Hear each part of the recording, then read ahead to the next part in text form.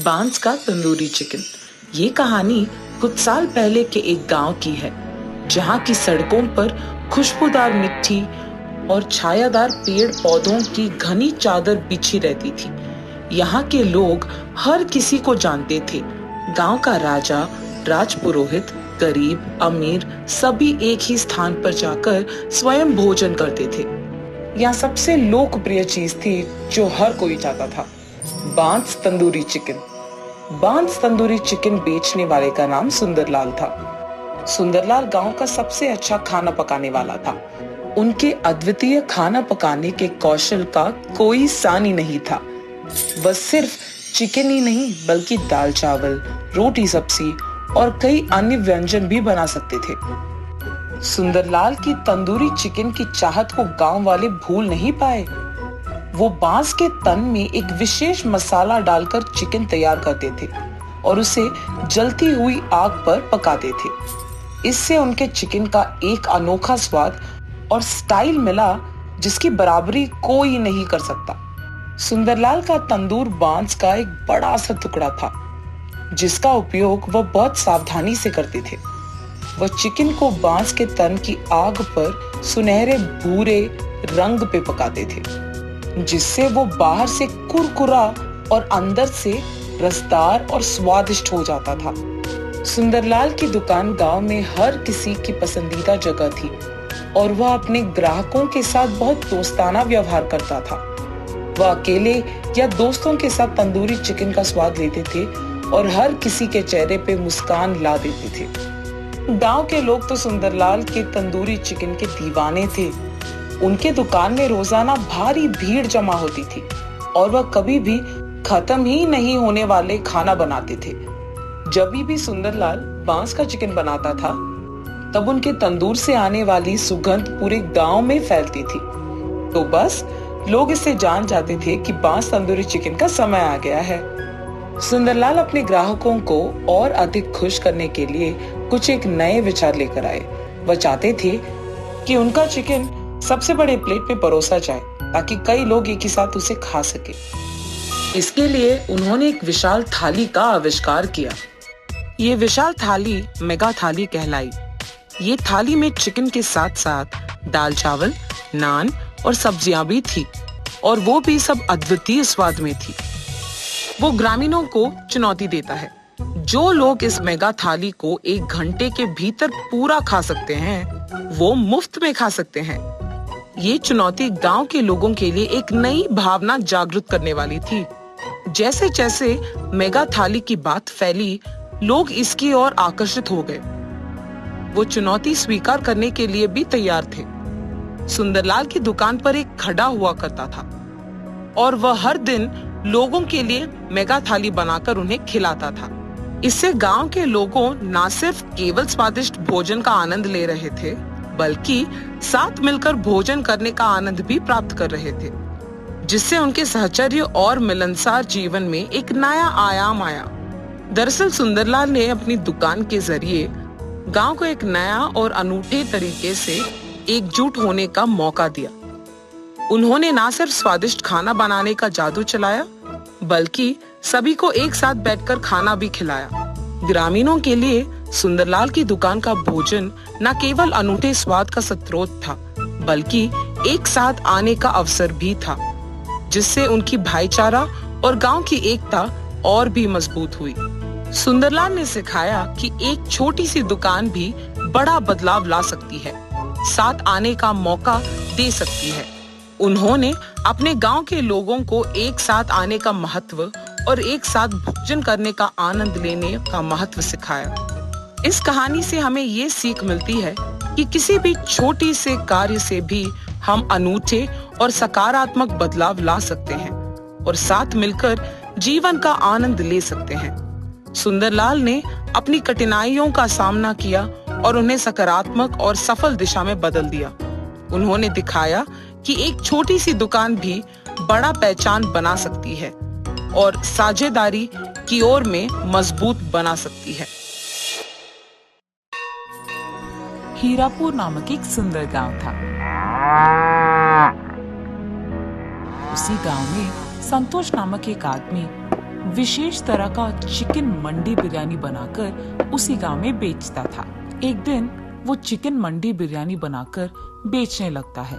Chicken मंडी बिरयानी, विशेष chicken मंडी बिरयानी, आइए बाबू आइए। ऐसा चिकन मंडी बिरयानी आपको और कहीं नहीं मिलेगा, इसीलिए जल्दी से आइए और खाइए। एक चिकन मंडी बिरयानी का सिर्फ 250 रुपए। जल्दी आइए बाबू, जल्दी आइए। उसके ऐसे चिल्ला चिल्ला कर बेचने के कारण आते जाते लोग उसी के मंडी के दुकान जाकर वहाँ बिरयानी को खरीद कर खाते थे।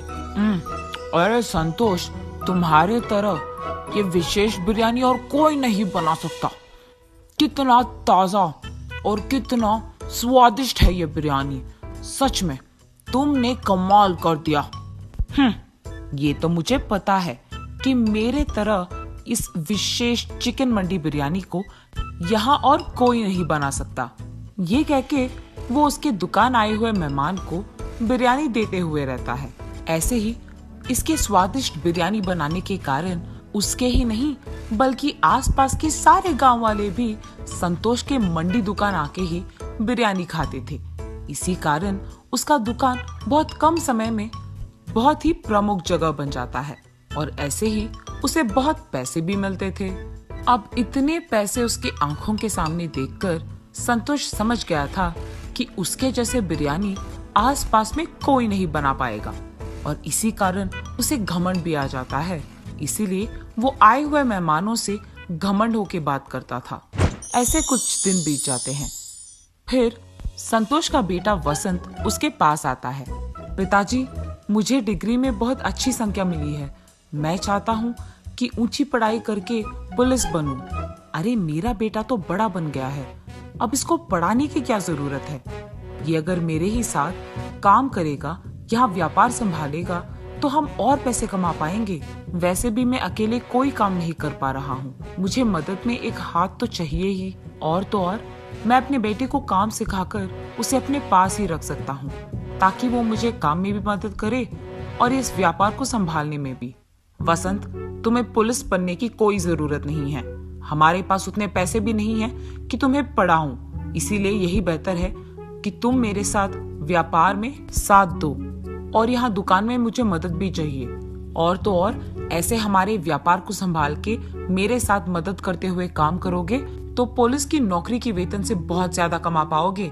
और कब समझोगे बेटा, मेरे साथ काम करो, ज्यादा पैसे कमाओ और खुश रहो। अब चुपचाप कल से यहाँ शुरू हो जाओ, ठीक है?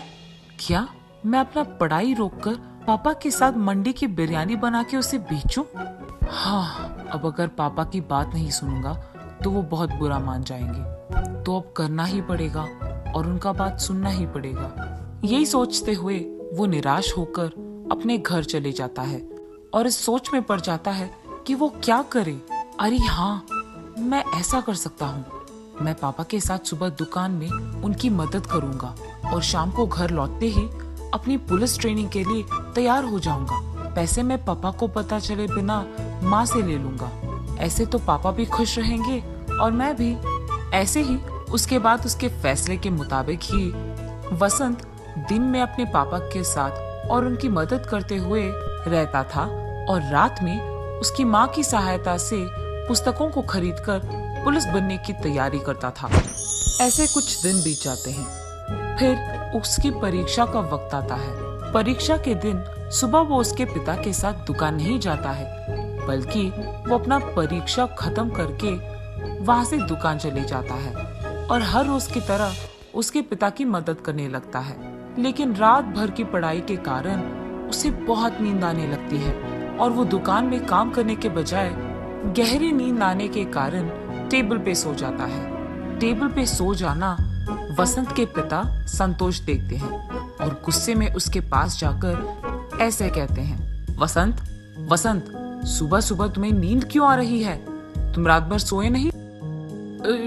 जी पापा, वो मुझे नींद आ गई अचानक तो मैं सो गया।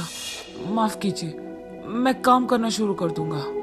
वसंत, तुम ऐसे ही करोगे तो अमीर छोड़ो नालायक बन जाओगे। और इतना ही नहीं, ये दुकान ही हमें वो पैसा देगा जिसके सपने हम देख रहे हैं। ऐसे ही सोते रहोगे तो सपना सच कब करोगे? ऐसे गुस्से में उसको डांटकर संतोष वहां से चले जाता है। वसंत की परीक्षा खत्म हो जाने के कारण वो अगले दिन से हर रोज की तरह उसके पिता के दुकान जाकर सारे काम वैसे के वैसे ही करने लगता है और उसके परीक्षा के परिणाम का इंतजार भी करता है। कुछ दिन बाद उसके परीक्षा के परिणाम आ जाते हैं। उसमें वसंत के अच्छे मार्क्स आने के कारण उसे जल्द ही पुलिस की ट्रेनिंग के लिए जाने की जरूरत पड़ जाती है। तो इसका मतलब ये हुआ कि मेरे कहने के बावजूद तुमने पढ़ाई करके पुलिस की नौकरी के लिए कोशिश किया है। मैंने तुम्हें बहुत बार समझाया कि उससे ज्यादा पैसे हमारे इस व्यापार में आएंगे। चलो छोड़ो, तुम्हें तो वैसे भी ये बातें समझ में नहीं आएंगी। अब से तुम्हारे बिना भी यही व्यापार अच्छा चलेगा और अकेले ही मैं इसे खूब चला सकता हूँ। तुम्हारे आने या जाने से कोई फर्क नहीं पड़ता है और अब से तुम्हारा घर में रहना या ना रहना तुम्हारी मर्जी है। इससे मुझे कोई फर्क नहीं पड़ेगा। अब से मुझे तुम्हारी जिंदगी के बारे में कुछ भी नहीं पता चलना है। तुम्हें जो करना है करो। ऐसे गुस्से में वसंत पे क्रोधित होकर संतोष वहां से चले जाता है। काश पापा समझ पाते कि पुलिस की नौकरी मेरे लिए बहुत जरूरी है और यही मेरा ख्वाब है, मेरा सपना है और मैं सिर्फ यही करना चाहता हूँ। अब नहीं समझ पा रहे हैं। आशा करता हूँ कि पापा कभी न कभी मेरी इस बात को, इस सपने को समझ पाएंगे। पर अगर अब मैं इनके लिए ये नौकरी छोड़ दूंगा तो आगे कभी नहीं कर पाऊंगा। इसीलिए मुझे देर नहीं करना होगा। अभी मुझे पुलिस की ट्रेनिंग के लिए चले जाना होगा। उसके फैसले के मुताबिक ही कुछ ही महीनों में वो पुलिस की ट्रेनिंग के लिए चले जाता है। ट्रेनिंग खत्म करते ही उसके अपने गांव के पड़ोस गांव में उसको इंस्पेक्टर का नौकरी मिलता है। जब वो अपने पिता के पास ये खुशखबरी देने जाता है तो वो उनसे बात तक नहीं करते हैं और उनका मुंह मोड़ के वहां से चले जाते हैं। वसंत उसकी नौकरी बहुत इज्जत और जिम्मेदारी से निभाता है और इसी कारण उस सारे गांव में और पड़ोसी गांव में भी उसकी बहुत तारीफ करते थे। और यहाँ संतोष उसके दुकान में कोई भी नौकर नहीं लगाता है, अकेले ही सारे काम करते रहता है। और ये सब उसी गांव में रहने वाले दो आदमी दूर से देखते रहते हैं। संतोष को सारा दुकान और व्यापार अकेले संभालते हुए देख वो दोनों आदमी एक दिन जब संतोष उसके दुकान पे नहीं था, उस मौका देखकर उस दुकान को कब्जा कर लेते हैं। दुकान को लौटने के बाद जब संतोष देखता है कि उसके दुकान में दो नए लोग काम कर रहे थे, वो चौंक जाता है और उनसे जाकर पूछता है, आप इसी गांव के लोग हो ना? क्या आपको पता नहीं है कि ये मेरा दुकान है? आप यहाँ बिरयानी क्यों बना रहे हो? हाँ, ये हमारा दुकान है। तुम हमारे दुकान आकर हमसे ही पूछ रहे हो? तुम ये बताओ कि यहाँ क्यों आए हो? ऐसे हमारे दुकान को तुम्हारा दुकान कहोगे तो हम चुप नहीं बैठने वाले। उन आदमियों का ऐसे कहने के कारण संतोष चौंक जाता है और उसके पड़ोसी दुकान वाले के पास जाता है। भैया, आपको तो पता है कि ये मेरा दुकान है, तो ये लोग आ रहे थे, आपने उन्हें रोका क्यों नहीं? अरे वाह, जब हमें तुम्हारी जरूरत थी तो तुम बहुत घमंड थे। अब जब तुम्हें हमारी जरूरत आ गई तो हम क्यों तुम्हारी मदद करें? चलो जाओ यहाँ से। ये सुनकर वो बहुत निराश हो जाता है और उसी दुख में संतोष उसके घर चले जाता है और हर दिन यही सोचता है कि इस मुसीबत से वो बाहर कैसे आए। और ऐसे बहुत दिन बीत जाते हैं।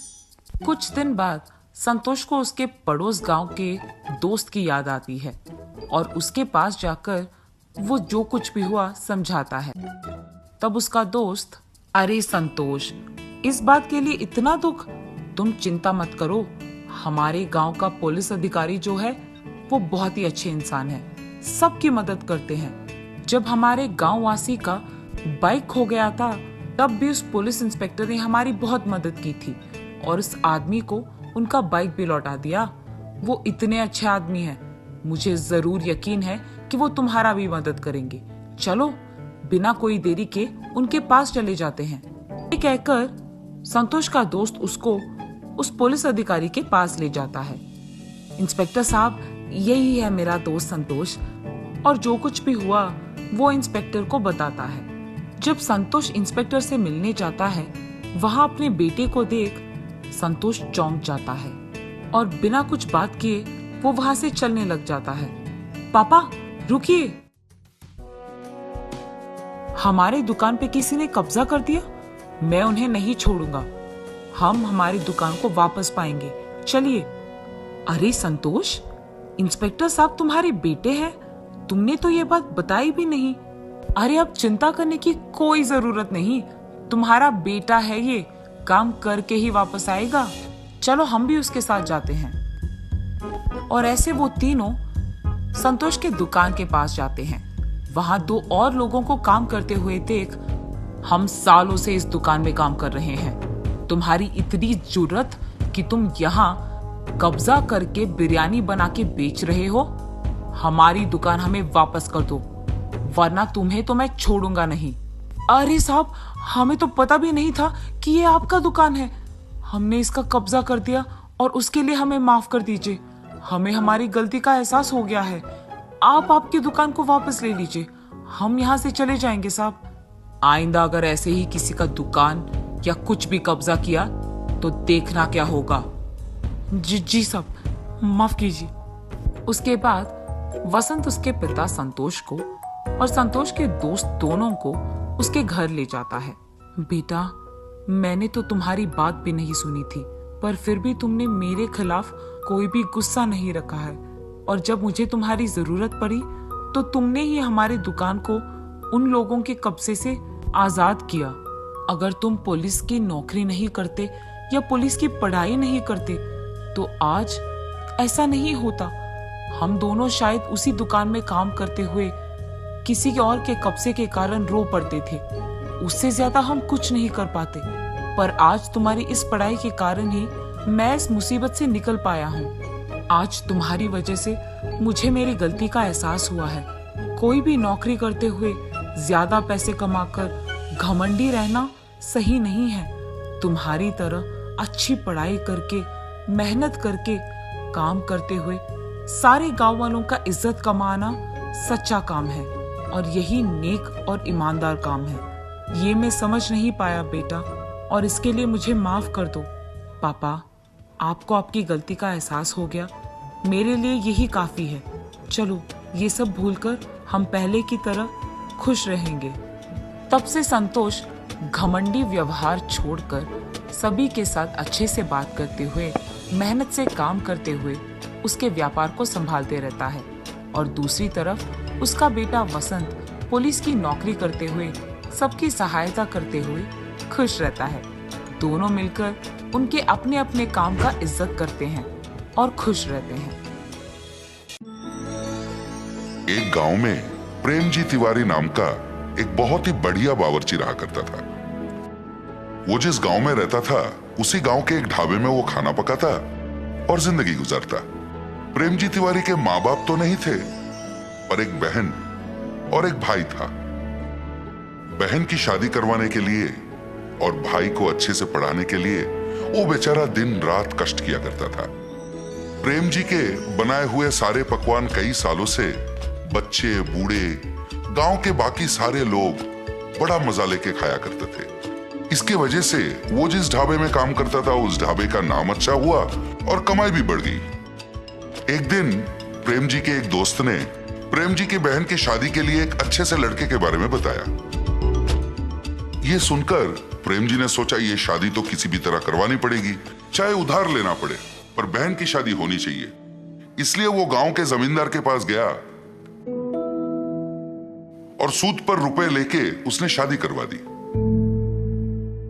अपनी बहन की शादी में प्रेम जी ने खुद अपने हाथों से बढ़िया खाना बनाया था। सारे अतिथिगण खाना खा के मुग्ध हो गए। अरे वाह प्रेम जी, तुम्हारे हाथों में तो जादू है भैया, खाना तो तुमने बढ़िया पकाया है भाई। उसी शादी में लड़कों की तरफ से रामलाल नाम का एक आदमी आया था। खाना खा के उसे बहुत पसंद आया तो उसने कहा, प्रेम जी भाई, लंदन में मेरा एक रेस्टोरेंट है, क्या तुम लंदन आके मेरे रेस्टोरेंट में कुक के काम करोगे? ये सुनकर प्रेम जी भाई को याद आया कि उसके भाई को पढ़ाना है, उसका कुछ उधारी भी है। इन सबको छोड़ के लंदन जाना उसके लिए नामुमकिन था, तो उसने इस मौके को जाने दिया। दिन गुजरने लगे, उधार का भार बढ़ने लगा और पूरी तनख्वाह तो ब्याज भरने में निकल जाती थी। भाई को पढ़ाने के पैसे कम पड़ने लगे। घर चलाने में भी दिक्कत होने लगा। तो प्रेम जी भाई इन बातों को लेके मन कचोट के रह जाते थे। इस तरह महीने बीतने लगे, पर प्रेम जी भाई का आमदनी नहीं बढ़ रहा था। फिर एक दिन प्रेम जी भाई उदास बैठ के उपाय के बारे में सोच रहे थे। उसे लंदन से आए हुए रामलाल के बातें याद आए। अरे उसने तो मुझे रेस्टोरेंट में काम करने का मौका दिया था, ये बात मैं कैसे भूल गया। ये सोचकर वो रामलाल से मिलने चला। अरे प्रेम जी, आप इस तरफ? आपने तो उस दिन कहा था ना कि लंदन में आपके रेस्टोरेंट में कुक की नौकरी मुझे देने को तैयार है। अभी भी क्या वो नौकरी मुझे देंगे? अरे वाह, बढ़िया है, आखिर आपने मेरी बात मान ही ली। जरूर मौका मिलेगा। मैं एक हफ्ते में वहां जा रहा हूँ। मेरा बेटा आपके लंदन आने तक के सारे इंतजाम खुद देखेगा, ठीक है? फिर जब रामलाल वापस लंदन चले गए थे, रामलाल के बेटे ने प्रेम जी का लंदन जाने तक का पूरा इंतजाम 1 महीने के अंदर कर दिया। प्रेम जी ने उससे कहा, बहुत बहुत धन्यवाद बेटा, आप बिल्कुल चिंता मत कीजिए, यहाँ हम सब हैं ना। आप आराम से लंदन जाइए, वहाँ अच्छे से पैसे कमाइए और अपनी पूरी उधारी चुका लीजिए। अपने भाई को अच्छे से पढ़ाइए। अगले 10 दिन में लंदन जाने की आपकी फ्लाइट है। इस तरह उसने प्रेम जी को समझाया और उसे लंदन भेज दिया। प्रेम जी लंदन में स्थित रामलाल के इंडियन रेस्टोरेंट में अपना रसोइये का काम शुरू कर दिया। उसके खाना पकाने के तरीके, सब्जियों को काटने के तरीके, खाने को प्लेटिंग के वक्त गार्निश करने के तरीके, और सबसे बढ़िया बात यह थी, जब उसका खाना पकता था पूरा रेस्टोरेंट खुशबूदार हो जाता। वो मन लगा के लजीज खाने बनाता रहा और कस्टमर खुश होते रहे। खाने से खुश होकर लोग उसे काफी पैसे टिप में देते थे। इससे प्रेम जी खुश होकर और बढ़िया पकवान बनाने लगा। इधर महीने का तनख्वाह मिलता था और टिप की ऊपरी पैसे होने के कारण उसका आमदनी बढ़ गया। और जितने भी पैसे वो कमाता था, पूरे पैसे वो इंडिया भेज देता। फिर रामलाल के बेटे से बात करता और उनसे कहता कि उन पैसों से उसकी उधारी चुका दे और उसके भाई को बढ़िया सा कॉलेज वगैरह में भर्ती करके पढ़ाए। इस तरह 6 महीने बीत गए। इन 6 महीनों में उसने कई बार पूछा कि मेरे भाई से फोन पर बात करवा दे, पर कोई ना कोई कारण बोलकर रामलाल के बेटे उसे टाल देता तो प्रेम जी को संदेह होने लगा। और फिर जब रामलाल अपने बेटे के साथ बात करते थे, वो चुपके से उनकी बातें सुनने लगा। एक दिन रामलाल से मिलने प्रेम जी जा ही रहे थे। उसने देखा रामलाल बहुत गुस्से में किसी से फोन पर बात कर रहा है, तो वो छिप के सुनने लगा। 6 लाख रुपए है भाई, ऐसे थोड़ी ना आ जाते हैं। प्रेम जी का हाथ का खाना बढ़िया है, इसलिए उसे मैं जो तनख्वाह देता हूं और उसके टिप के पैसे मिलाकर हर महीने उन पैसों को मैंने बचा के रखने को कहा था, ना कि इसके बारे में प्रेम जी के भाई को बताने के बारे में। कोई ना कोई उपाय निकाल और मुझे वापस फोन कर। उनकी इन बातों को सुनकर वो तुरंत अपने घर गया। अपना पूरा सामान उसने समेट लिया और उसी वक्त वहां से निकल पड़ा। मैंने इन पे अंधविश्वास किया था और काम करने विदेश तक आ पहुंचा। 1 रुपए मेरा पैसा मैंने नहीं बचा, पूरा पैसा इनको सौंप दिया। पता नहीं उधर मेरे भाई और बहन किस हालत में हैं। पता नहीं मेरा सूद कितना बढ़ गया है। मुझे विश्वास नहीं हो रहा है कि अपने कुकर्मों के लिए इन लोगों ने मुझे वहां से यहां तक ले आया। वो बेचारा रास्ते के किनारे बैठकर दुखी हो रहा था। हे भगवान, अब तुम्हारा ही भरोसा है, तुम ही कोई रास्ता निकाल दो भगवान। वो बेचारा कुछ देर वहीं पर भगवान का स्मरण करते बैठा। अचानक से नील रंग के धुआं के बीच में से श्री कृष्ण पधारे। उन्होंने एक बालक का रूप धारण किया। फिर वहीं पर उन्होंने एक फूड स्टॉल को अपने माया से बनवाया और आके प्रेम जी के पास बैठ गए। अंकल, क्या ये फूड स्टॉल आपका है? मुझे बहुत भूख लग रहा है, कुछ पका के खिलाओगे? मैं पैसे भी दूंगा। वो आके प्रेम जी से बातें करने लगे, पर प्रेम जी को तो पता था वो फूड स्टॉल प्रेम जी का तो था ही नहीं। पर कहीं उस बालक को देखकर प्रेम जी को बिछड़ा हुआ अपना भाई याद आया। पता नहीं उसके मन में क्या हुआ। वो उठा और उस फूड स्टॉल की तरफ बढ़ गया। फिर वहां रखे हुए सारे चीजों को देख के सोचने लगा, इसके खाने के लिए क्या पकाऊं। प्रेम जी ने फिर अपनी नजर इधर उधर दौड़ाई तो उसने देखा खाने के कई चीज रखे हुए थे। अरे पता नहीं ये फूड स्टॉल है किसका, इतने सारे खाने की चीजों को यहाँ छोड़ के कहाँ चले गए। वो सोच में पड़ गया। इस तरह अचंभित होकर वो सोच रहा था, वहां खाना खाने दूसरे कस्टमर भी आना शुरू हो गए। प्रेम जी ने उस बालक के लिए बड़े प्यार से खाना पकाया। फिर वो बालक को ढूंढने लगा और वो बालक उसे दिखा नहीं। और इधर वहां बैठे जो बाकी कस्टमर थे वो सारे फूड फूड फूड कहकर प्रेम जी को पुकारने लगे, तो प्रेम जी उनके लिए खाना बनाने में मगन हो गए। इस तरह बिना कुछ सोचे समझे ही प्रेम जी के जीवन में एक नया मोड़ आ गया था। इसके अलावा वो फूड स्टॉल मेरा है कहने वाला कोई आगे ही नहीं आया। तो प्रेम जी ने सोचा शायद ये भगवान की मर्जी है और उन्होंने ही उसे यहाँ भेजा है। वो अपना काम में व्यस्त हो गया। रामलाल को प्रेम जी के फूड स्टॉल के बारे में पता चला तो उसे रोकने वो खुद आ पहुंचे, पर उसे पता नहीं था ये स्वयं भगवान की देन है। वो उसे कहां रोक पाता। इतना ही नहीं, उसका खुद का धंधा ठप होने वाला था और उसका दिवालिया निकलने वाला था। फिर प्रेम जी ने अपने कमाए हुए पैसों को जमा किया और एक विदेशी के सहायता से उसने अपने भाई को लंदन बुला लिया। वो अपने भाई को लंदन में पढ़ाने लगा, अपनी उधारी भी चुका दी और फिर अपनी जिंदगी को वो आराम से खाना पकाते हुए जीने लगा। प्रेम जी अगर रामलाल और उसके बेटे की बातें नहीं सुनता, पार्क में उस बालक की बात मानकर अगर वो फूड स्टॉल में नहीं जाता, तो शायद आज वो अपने भाई बहन के साथ इतनी खुशी खुशी जिंदगी नहीं बिता सकता।